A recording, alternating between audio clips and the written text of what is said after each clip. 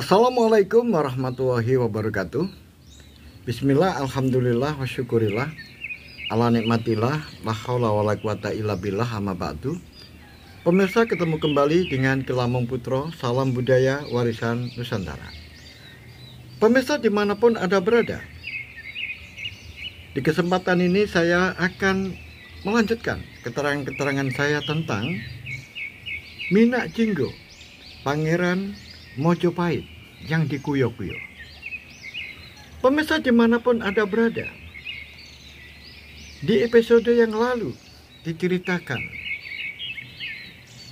bahwa Paduka Sori, istri dari Hayam Wuruk, Permaisuri,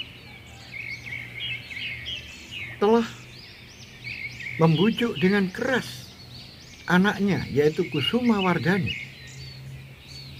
agar dirinya mau menerima sebuah kedudukan, yaitu Kumoro Rojo, Pangeran Pati, walaupun dia seorang perempuan. Hal itu disebabkan karena Paduka Sori ingin membendung, yaitu anak dari Bini Aji, agar jangan sampai anak dari Bini Aji yang namanya Bre Wirabumi atau Raden Noto Rojo ini bisa menduduki posisi sebagai Kumoro Rojo atau Pangeran Pati. Kemudian, agar niatnya Paduka Sori ini benar-benar bisa diwujudkan, maka langkah yang sangat terbaik, langkah yang strategis menurut angan-angan dari Paduka Sori adalah anaknya harus menikah dengan keponakan dari suaminya,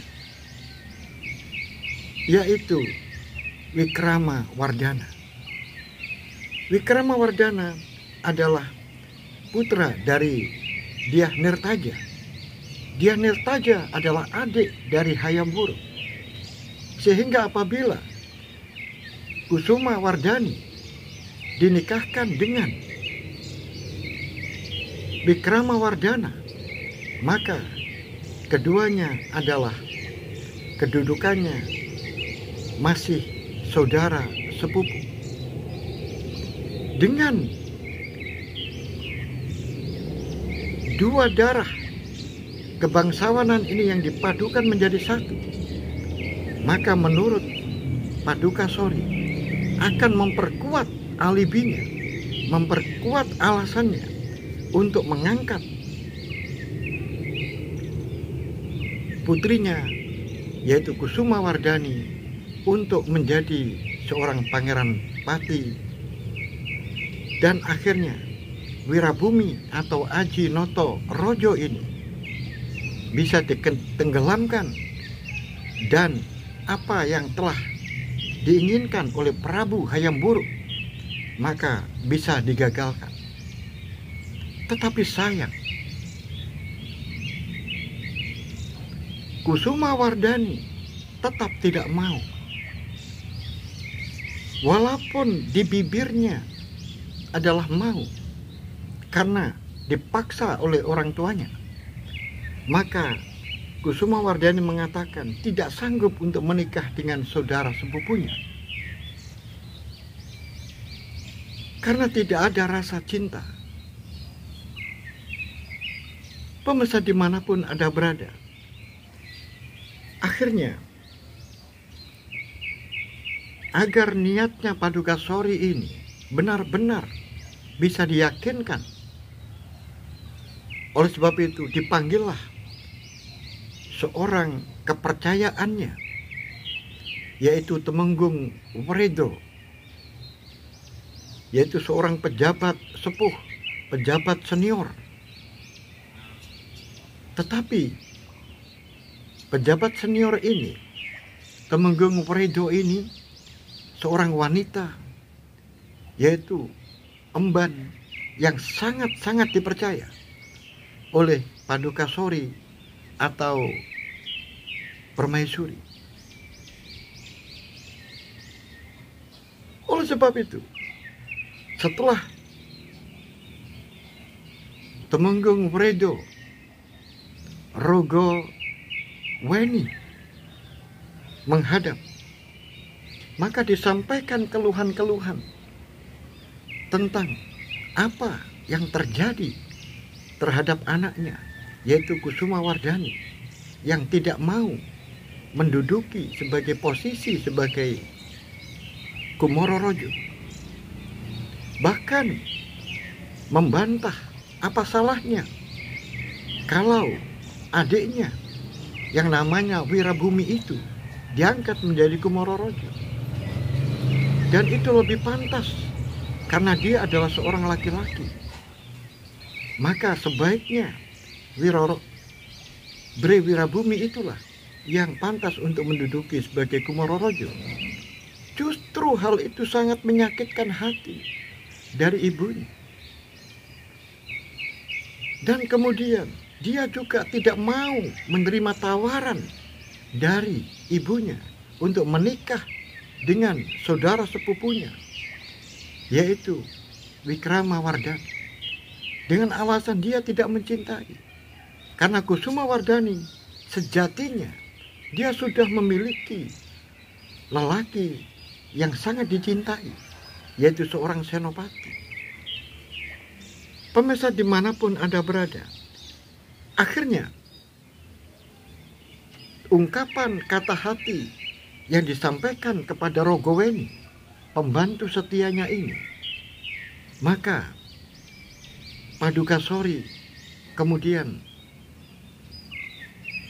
memberikan peluang kepada Temenggung Rogoweni untuk mencari akal, untuk mencari cara bagaimana supaya anaknya Kusumawardhani ini mau menikah dengan Wikramawardhana dan mau menerima kedudukan sebagai Pangeran Pati atau seorang Kumororojo yang nantinya bisa menggantikan posisi ayahnya sebagai seorang raja, dan untuk membendung yaitu Bre Wirabumi atau Ajinoto Rojo, karena dia sangat membenci kepada Bini Aji, yaitu istri selir dari Prabu Janesworo atau Hayam Wuruk. Pemirsa dimanapun Anda berada, tiba-tiba muncul ide. Ide ini adalah ide yang sebetulnya jahat, yang datang dari Rogoweni. Gusti Putri, aku punya ide. Bagaimana kalau Gusti Putri pura-pura untuk bunuh diri? Pura-pura untuk bunuh diri. Kemudian nanti Kusumawardhani akan saya ajak ke sini. Dan setelah itu Gusti Putri berakting untuk melakukan bunuh diri dengan patrem yang ada di tangan kanan yang akan dihunjamkan ke ulu hati. Pastilah Kusumawardhani sebagai seorang anak, maka dia akan tidak tega terhadap ibunya. Nah, di saat-saat itulah Gusti Putri, maka Gusti Putri harus menekan kepada Kusumawardhani agar mau berjanji, mau menerima sebagai Kumororojo dan mau menikah dengan Wikramawardhana. Begitu ya. Tapi bagaimana caranya? Begini, Gusti Putri. Gusti Putri nanti pura-pura ada di kamar, kemudian menutup diri. Kemudian saya memanggil, yaitu Kusumawardhani. Kemudian akan saya bisiki, ini sesuatu yang sangat rahasia, bahwa ibumu mau bunuh diri, entah tidak tahu sebabnya apa. Dan nanti akan saya ajak ke kamar atau bilik dari Kanjeng Putri. Dan di saat-saat itulah Gusti Putri berakting untuk melakukan percobaan bunuh diri. Baiklah, kalau gitu kita coba. Pemirsa dimanapun Anda berada, akhirnya sudah dipersiapkan segalanya oleh Paduka Sori dan juga oleh Rogoweni. Akhirnya benar, sebuah patrem adalah pisau kecil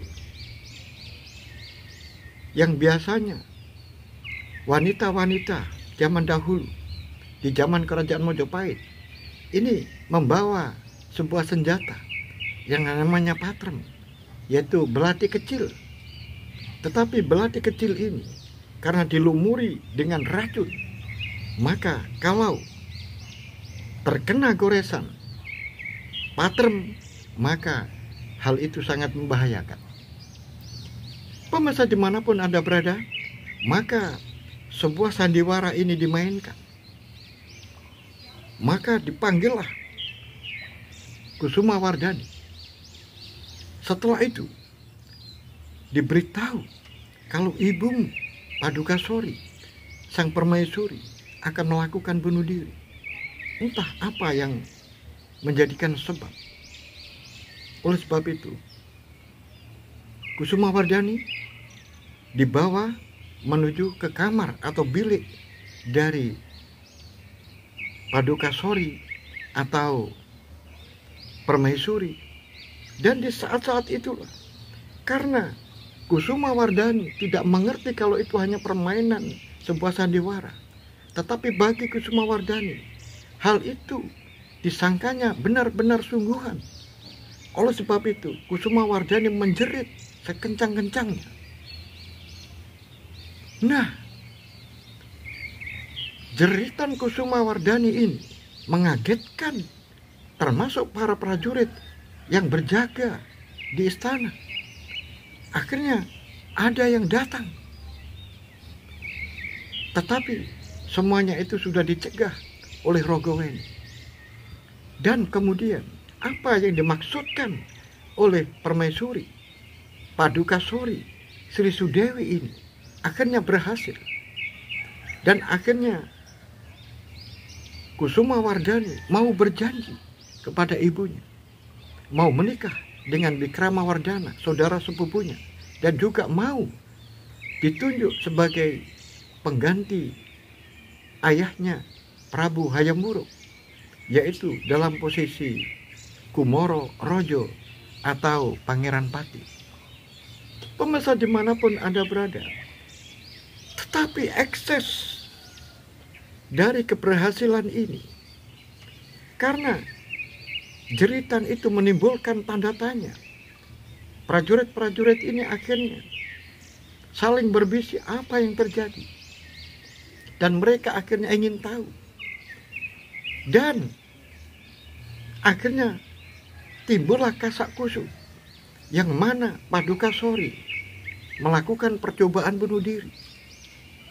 Kasak kusuk ini menyebar kemana-mana. Akhirnya terdengarlah sampai ke ibunya, yaitu Sri Gitarja Tunggadewi, mertuanya, yaitu ibu dari Hayam Wuruk. Pemirsa dimanapun Anda berada, sungguh sesuatu tidak disangka-sangka. Ternyata banyak orang memperkirakan bahwa yang sakit-sakitan itu adalah Cakradhara, yaitu suami dari Sri Gitarja Tribono Tunggal Dewi. Tetapi pagi-pagi terdengar berita yang sangat mengejutkan, karena Tribono Tunggal Dewi diumumkan wafat. Tentu saja itu sangat mengagetkan banyak orang, karena selama ini tidak ada kabar apabila Sri Gitarja Tribono Tunggal Dewi mengalami sakit, mungkin saja sebuah ekses yang disebabkan oleh desas-desus bahwa permaisuri melakukan percobaan bunuh diri, sehingga hal itu sangat memukul Sri Gitarja Tribono Tunggal Dewi, dan mungkin saja serangan jantung menerjang diri dari Sri Gitarja, tidak kuat menahan tekanan yang begitu kuat sehingga memutuskan urat-urat dan saraf jantung dari Sri Gitarja, dan akhirnya Sri Gitarja wafat. Pemirsa dimanapun Anda berada, akhirnya bende di mana-mana diperdengarkan. Yang mana bende ini mengumumkan apabila seorang wanita yang pernah memimpin Mojopahit, yaitu Sri Gitarja Tribono Tunggal Dewi, meninggal, sehingga masyarakat Mojopahit berduka cita dan sungguh merasa kehilangan. Pemirsa dimanapun Anda berada, tentu saja keluarga sangat terkejut.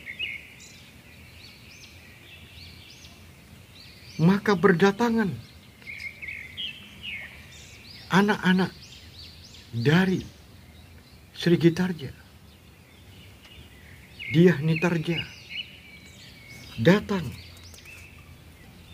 Dyah Rajasa, Dewi Tandu Dewi, adik-adik dari Prabu Hayam Wuruk, dan Prabu Hayam Wuruk sendiri juga hadir di ruangan, di bilik Sri Gitarja yang masih dalam keadaan di atas pembaringan, membeku.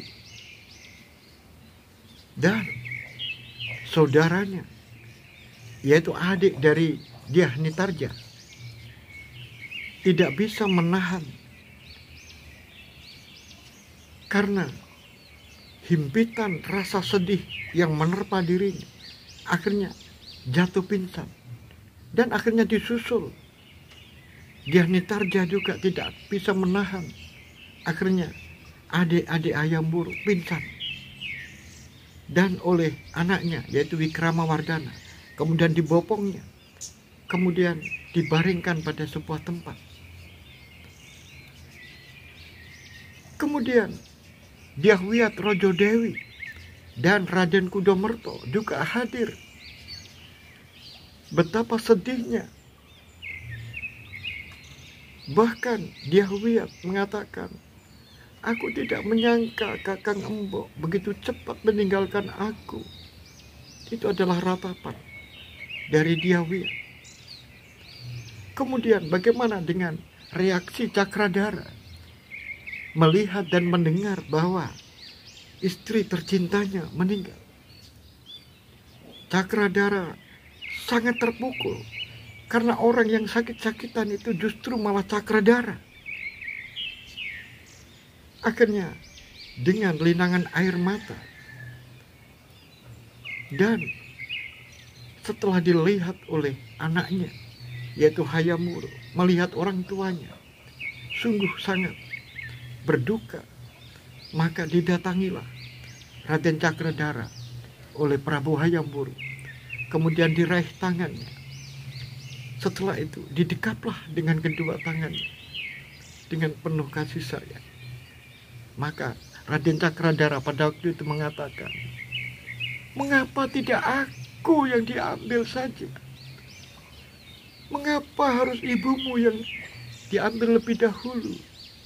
Biarkan saya yang diambil lebih dulu." Cakradhara sambil menangis. Akhirnya oleh Prabu Hayam Wuruk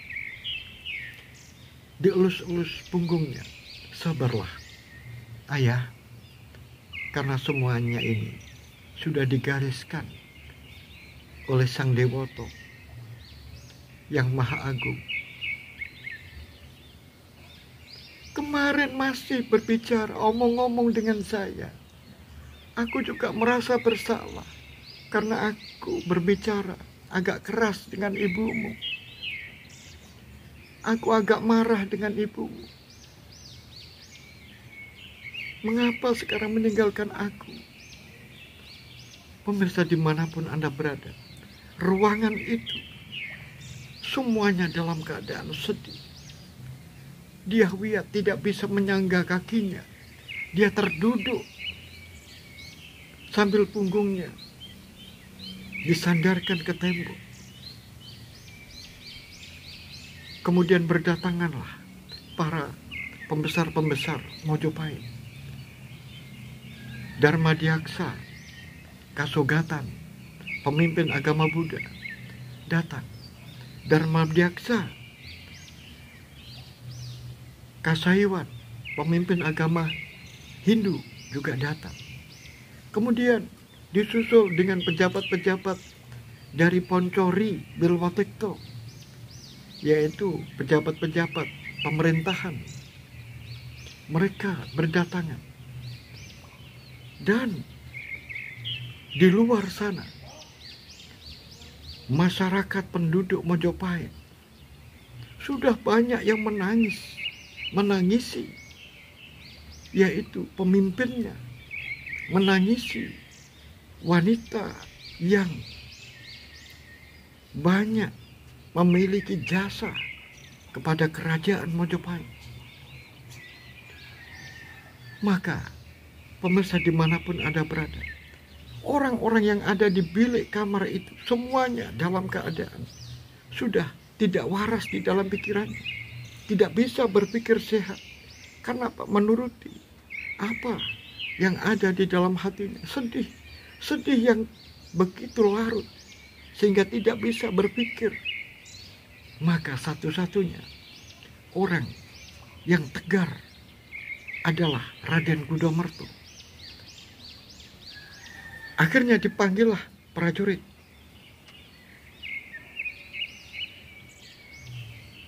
Kamu tahu Rakrian Mantri Mukia Gajah Enggon? Apakah kamu melihat? Sekarang carilah Gajah Enggon, beritakan kalau Gusti Putri Sri Gitarja Tribono Tunggal Dewi wafat. Pemirsa dimanapun Anda berada, akhirnya datanglah Gajah Enggon. Dan kemudian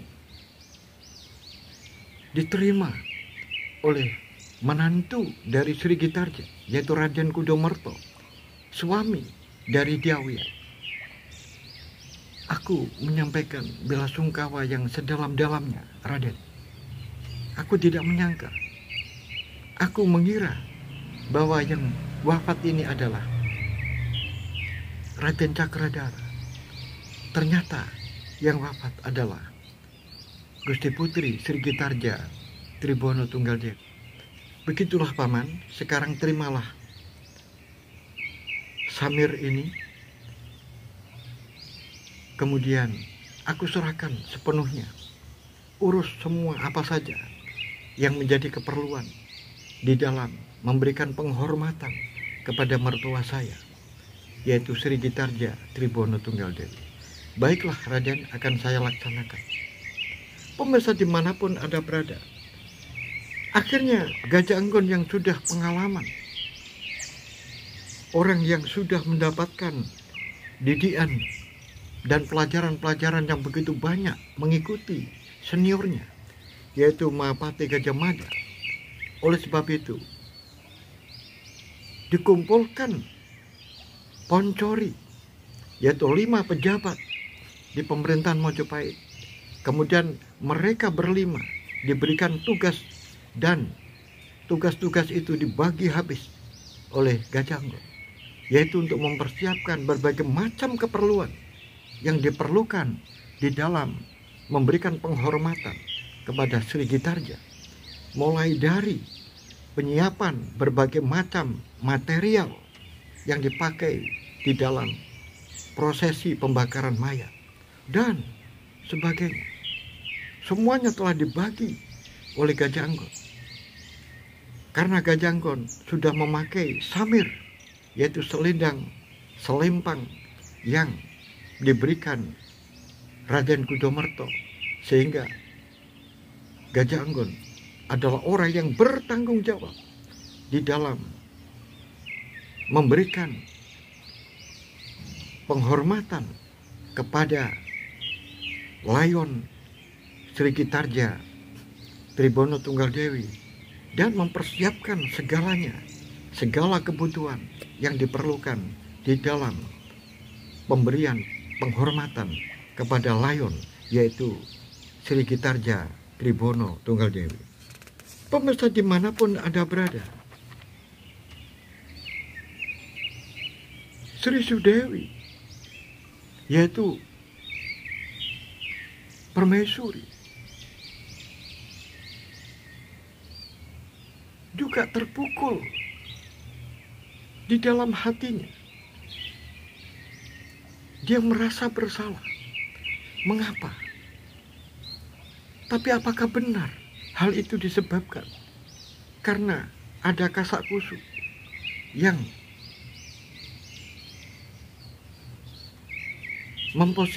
memposisikan dirinya melakukan percobaan bunuh diri? Apakah itu yang menyebabkan sehingga ibu mertuanya sekaligus bibinya kaget, terkejut, sehingga terkena serangan jantung? Oleh sebab itu, Sri Sudewi Permaisuri ini hanya dia menundukkan kepala sambil berlinang air matanya. Pemirsa dimanapun Anda berada, tapi ada orang yang sangat sedih, campur bingung luar biasa. Orang itu adalah Bini Aji. Bini Aji ini kebingungan karena putranya Wirobumi tidak ada di istana. Wirobumi masih ada di Bendansari. Tentu saja mereka tidak akan tahu kalau neneknya sekarang meninggal. Kemudian bingung terhadap menempatkan dirinya harus bagaimana. Kemudian nanti kalau datang ke sana, terus bagaimana orang-orang yang ada di sana melihat dirinya? Pemirsa dimanapun Anda berada, dalam kebingungan itu, tiba-tiba melintaslah dua prajurit. Oleh sebab itu prajurit itu kemudian dipanggil. Prajurit, aku minta tolong. Mangestuaken dawuh Kanjeng Putri. Ada keperluan apa? Kamu tahu kan Dukuh Bendansari? Saya tahu, Gusti. Sekarang kamu datang ke sana berdua. Kemudian sampaikan kabar kepada Wirobumi, putraku, bahwa eyangnya putri, yaitu Sri Gitarja Tribono Tunggal Dewi, wafat. Baiklah, Gusti, saya akan segera menuju ke Bendansari. Silakan, cepat ya, jangan sampai terlambat. Siap, Gusti. Pemirsa dimanapun Anda berada, sekarang satu sudah selesai, bisa terpecahkan. Sekarang dia masih bingung lagi. Bagaimana saya datang ke sana? Terus apa yang aku harus lakukan? Pertanyaan-pertanyaan ini akhirnya belum ada jawaban. Tiba-tiba ada emban tua yang badannya agak gemuk, yang suka nyinang. Kemudian dipanggilnya. Karena Bini Aji ini dengan siapapun Dia orangnya baik, suka membantu orang lain, terutama para emban yang ada di istana. Dia tidak membeda-bedakan, dan dia selalu bertindak adil. Oleh sebab itu, pemirsa dimanapun Anda berada, seorang emban yang badannya agak gemuk ini kemudian dimintai pertimbangan oleh Bini Aji. Wahai emban, aku sekarang agak bingung. Apa yang harus aku lakukan setelah mertuaku wafat? Apakah saya harus ke sana? Apakah saya harus menunggu Kakang Prabu untuk diajak ke sana? Kalau menurut aku, Gusti Putri, jangan menunggu Gusti Putri untuk diajak Prabu Hayam Wuruk untuk pergi ke sana. Karena yang pasti Prabu Hayam Wuruk juga bersedih dan berduka. Bahkan mungkin tidak sampai kepikiran ke sana. Karena sudah larut di dalam kedukaan sehingga sampai tidak ingat untuk mengajak Gusti Putri ke sana. Oleh sebab itu, kalau menurut saya Gusti Putri, sebaiknya Gusti Putri yang harus datang ke sana tanpa menunggu. Terus bagaimana dengan orang-orang nanti kalau saya hadir ke sana? Pasti semua mata akan memandang dan melihat saya sinis. Benar. Tetapi Gusti Putri lupa. Kebencian mereka itu sudah 20 tahun. Sejak Gusti Putri di sini. Sejak Gusti Putri menjadi istri dari Prabu Hayam Wuruk, semua orang yang ada di sini membenci. Mengapa? Itu harus ditanyakan sekarang. Oleh sebab itu, anggap saja tidak ada apa-apa. Gusti Putri harus berjalan normal, tanpa ada ragu-ragu, tanpa ada rasa takut, tanpa ada songgorunggi, keraguan-raguan.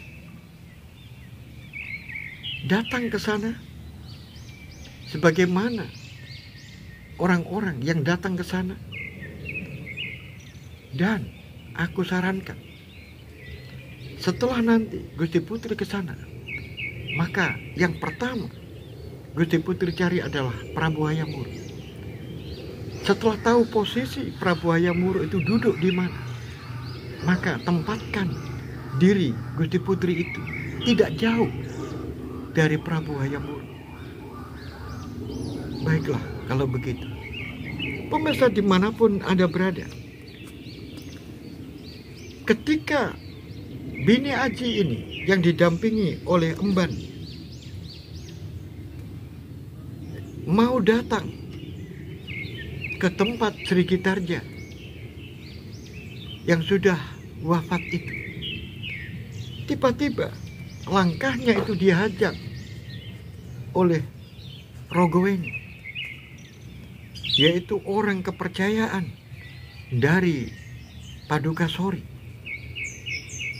Hai, kamu mau kemana?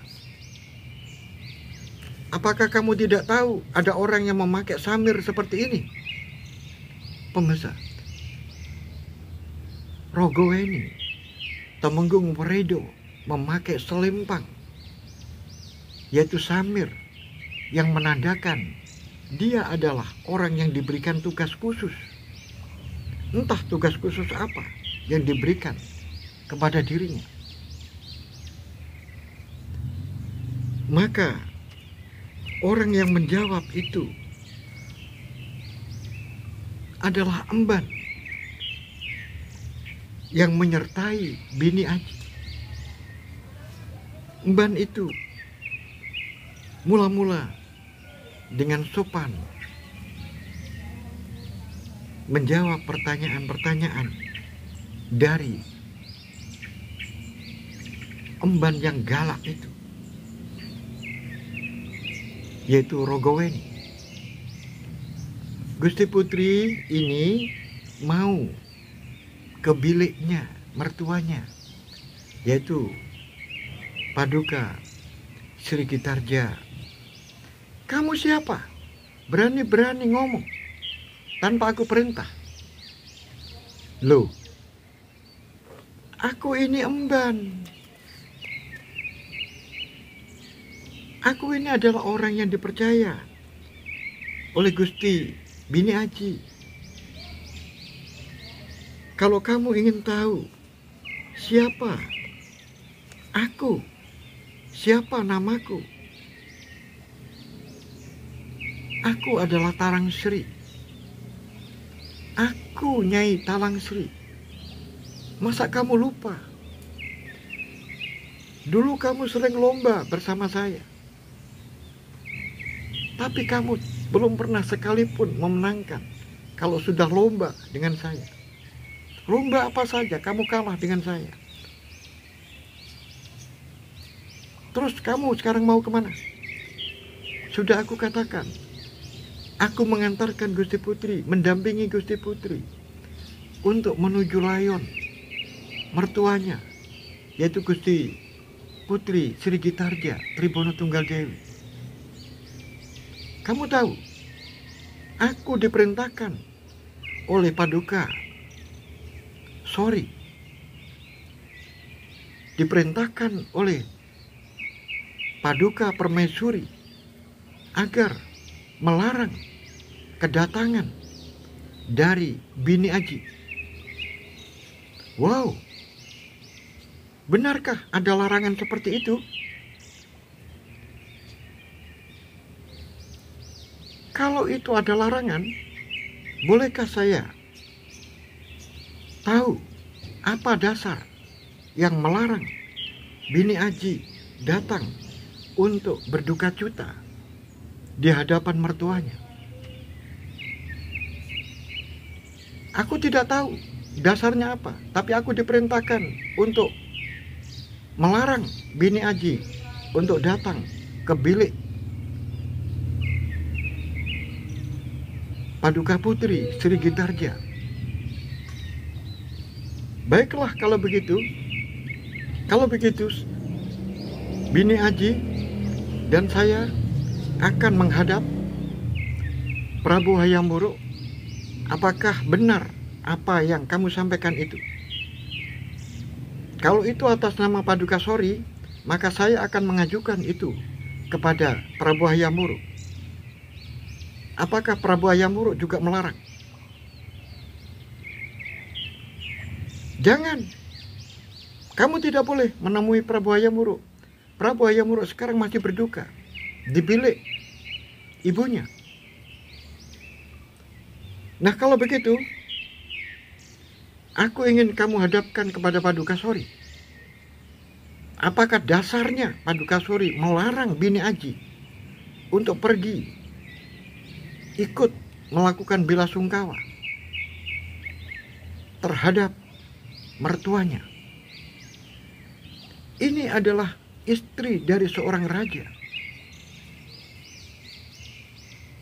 dan menantu dari Gusti Putri Sri Gitarja.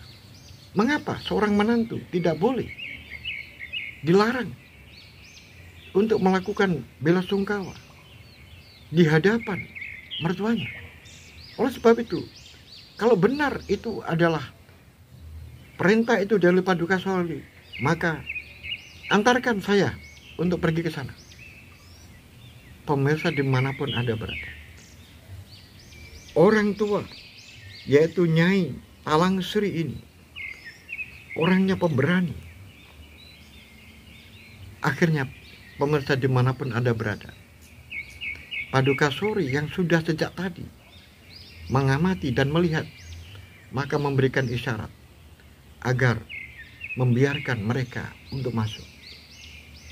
Pemirsa dimanapun Anda berada, akhirnya Bini Aji diantarkan oleh emban itu, dan Bini Aji akhirnya masuk dan mencari tempat sesuai dengan apa yang diarahkan oleh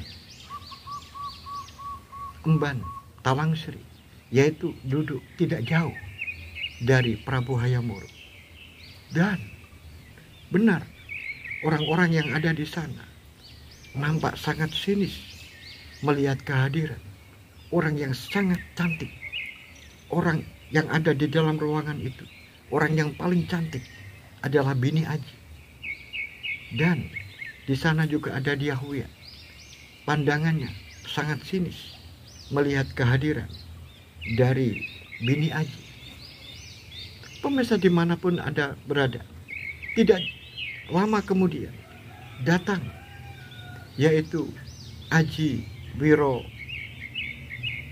Notorojo, yaitu Bre Wirabumi, juga akhirnya bergabung di dalam kamar bilik di mana neneknya sedang berbaring di atas peraduan, membeku, tidak bisa berkata apapun karena rohnya sudah tiada. Pemirsa dimanapun Anda berada, bagaimanakah kelanjutan cerita ini? Dan bagaimanakah dengan Pahom Narendra? Apakah dengan meninggalnya Sri Gitarja ini, kemudian rapat Nahom Narendra ditunda? Dan bagaimanakah di dalam menyikapi, karena Sri Gitarja orang yang sangat membela Kusuma Wardani, dan orang yang membenci Wirabumi sekarang sudah tiada, sehingga kekuatan satu-satunya adalah Diahwiyah, yaitu bibi dari Prabu Hayam Wuruk dan ibu dari Padukasori atau Sri Sudewi. Pemirsa dimanapun Anda berada, sampai di sini keterangan saya, dan ikuti terus cerita ini hingga akhir. Oleh sebab itu, saya ucapkan terima kasih. Assalamualaikum warahmatullahi wabarakatuh. Salam budaya warisan Nusantara.